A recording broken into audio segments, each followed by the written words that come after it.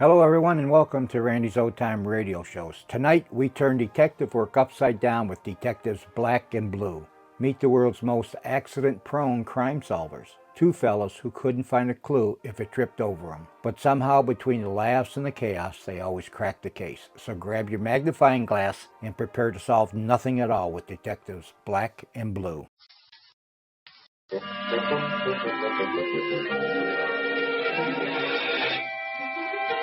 The Adventures of Detectives Black and Blue.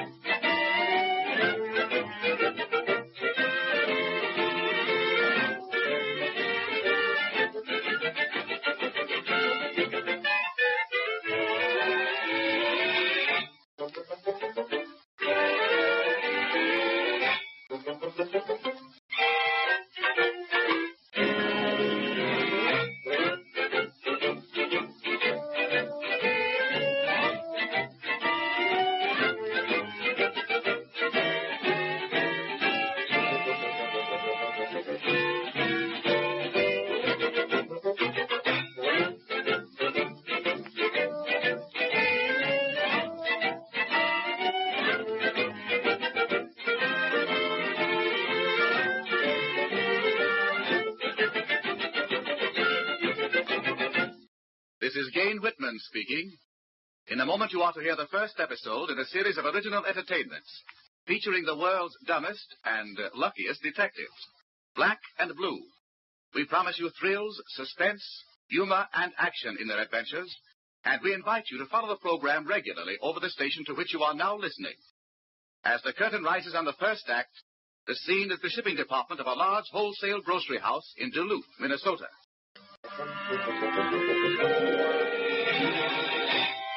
The Adventures of Detectives Black and Blue. Hey, Black. What do you want, Blue? It's time to eat your lunch. Come on. I'm hungry. 26 and 9's 35, and 3 more's 38. And 27 more off on that anchor line. Oh, come on and eat. Doggone. Now I'm all mixed up again. Say, if they never make another pound of sugar, that'll be soon enough for me. Where's my lunchbox? Here it is. Sit down. What's the matter? Your sugar tally off again? Yeah, I'm short 19 sacks and a case of Domino. Can't understand it. Them last 2 cars checked in perfect. Seems to me this sugar shortage is getting worse than it ever was before. Say, Black, how long you been with the house? Well, you know. I come with Brownstone and Parker same time you did, 3 years ago. That's right. You started on the 17th of January, and I come just 2 days after. Funny how we got acquainted, wasn't it? Over at Mrs. Webster's boarding house on Lake Avenue.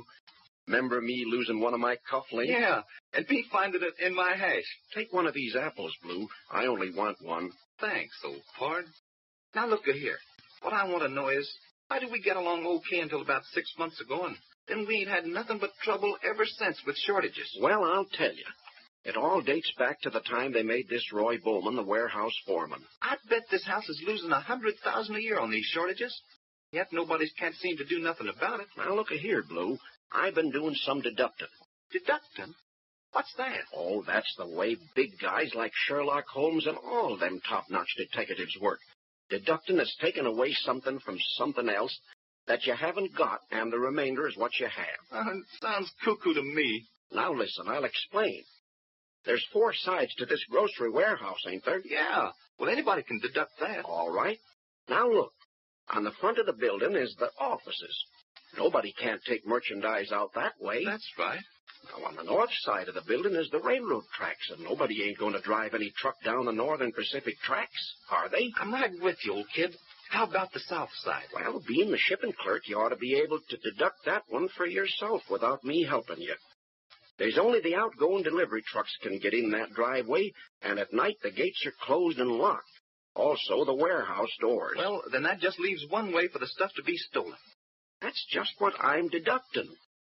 What's to stop somebody in a small boat sneaking up in the slip along this side by the dock here, loading her up and lamming out into the bay? Now, that's where you're all wet, because the warehouse doors is locked on the dock side also.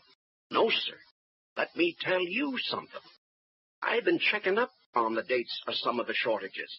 Every one happens on a night that we got a steamer in. And then what? Just this. Roy Bowman gave orders a long time ago that whenever a ship might come in the night, we was to leave the dockside doors unlocked. What do you know about that? Gee, that's a pipe, Black. All we gotta do now is come down here some night and watch. Listen, let's come down here tonight and lay around. The Tionesta's due in here sometime tonight. I got the bills of lading right here on the desk. I'm gonna be right with you. Chickers, don't let them hunkies hear us. Tonight at midnight, we'll sneak down on number 1 dock and...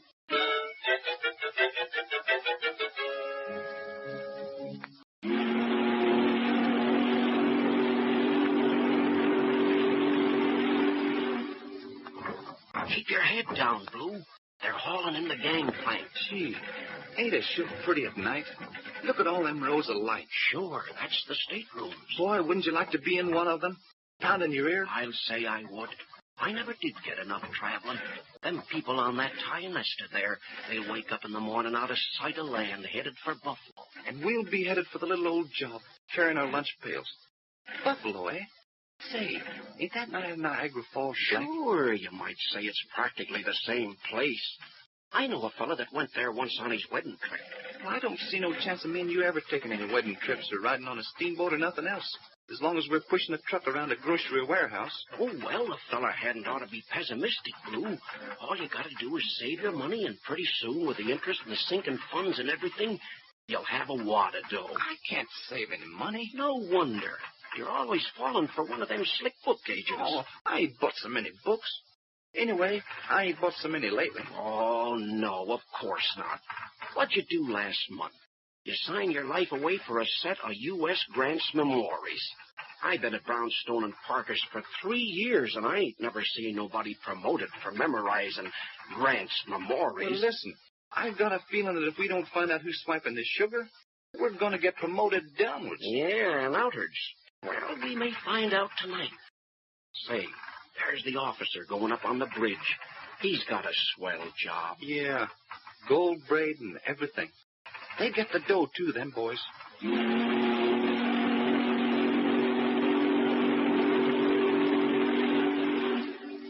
Look, there she goes. All right, let go aft. Let go. Starboard the wheel, hard over. Order, starboard, sir. All on your breast lines. Hold on with the bow. All right, Mr. Wilkins, come astern slowly.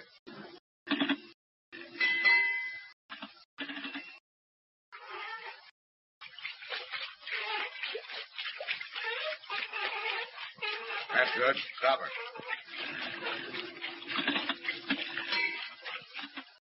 Amidships the wheel. Amidship, sir. Say, Blue, that fella on the bridge knows his stuff. See how he holds her in at the bow until he works the ship out into the channel. Let go the bow. All on your line. Everything clear, stern, Mr. Wilkins? All clear, sir. Quarter speed astern. Watch her at the wheel. Quarter lift. Quarter lift, sir.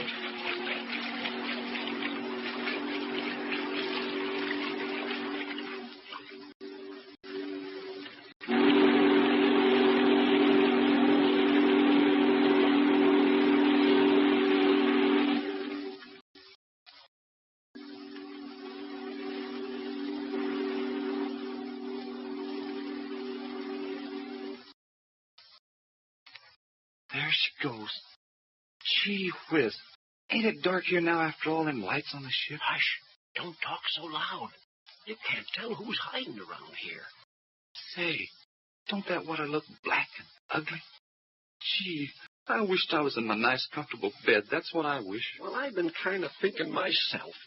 We ain't sure that anybody is going to steal anything tonight. Yeah, and that's just it. Supposing they don't. We're a couple of saps sitting out here back of this pile of boxes at 1:30 in the morning. Lou, I feel kind of nervous about this thing.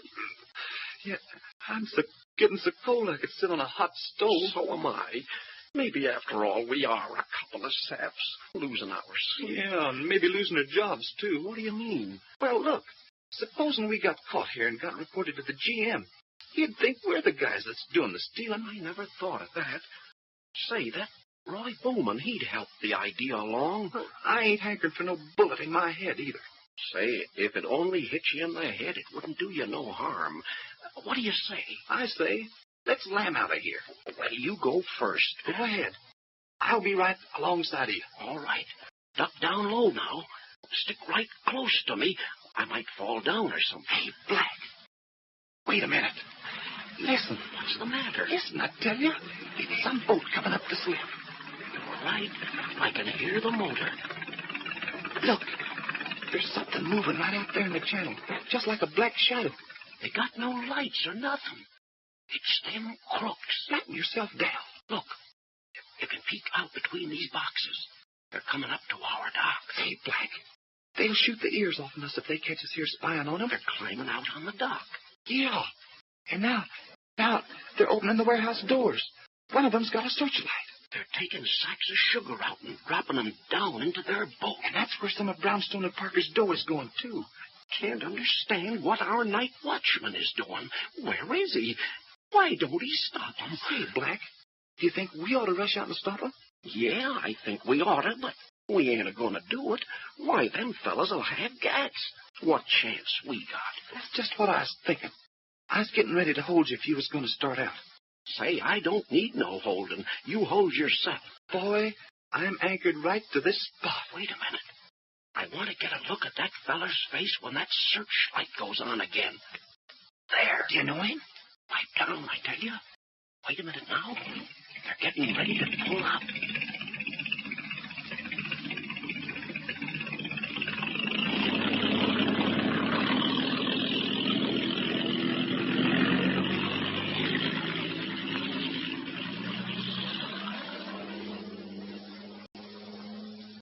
All right, let's go. Kind of stoop down till we get off the dock. Whew. That was kind of a nervous strain, Boo. You said it, old kid. Hush. Who's that coming around the corner of the building? Flatting out against this pile head. Hush, look out you don't knock this over. Somebody's left a tin can sitting here. Look, he's lighting a pipe.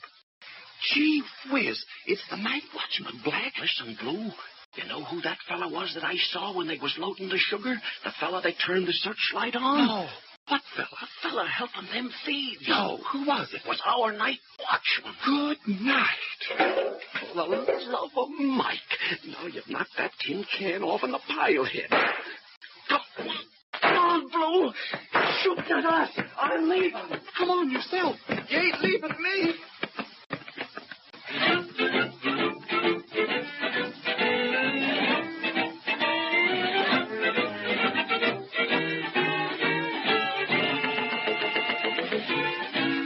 Be sure to listen to the next episode of the thrilling and amusing adventures of Detectives Black and Blue over this station.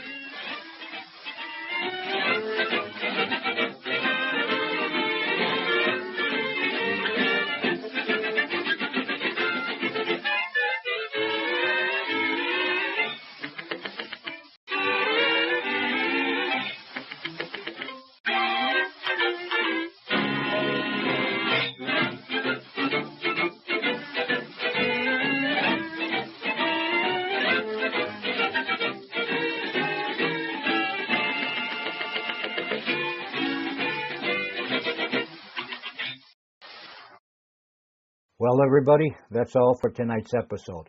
If you would indulge me for just 1 minute, I'd like to ask you for your continued support of Randy's Old Time Radio shows. It takes time and resources to keep these classic programs alive, and that's where you can help. If you enjoy what I'm doing here, please consider making a small donation. Every bit goes right back into preserving and sharing these wonderful old broadcasts. Of course, even a like, a share, or subscription goes a long way. And for those of you who have already supported this channel, I can't thank you enough. Together, we're keeping these golden age voices alive for future generations to discover and enjoy. In the description below, you will find links to donate, or you can just scan the QR code you see on the screen.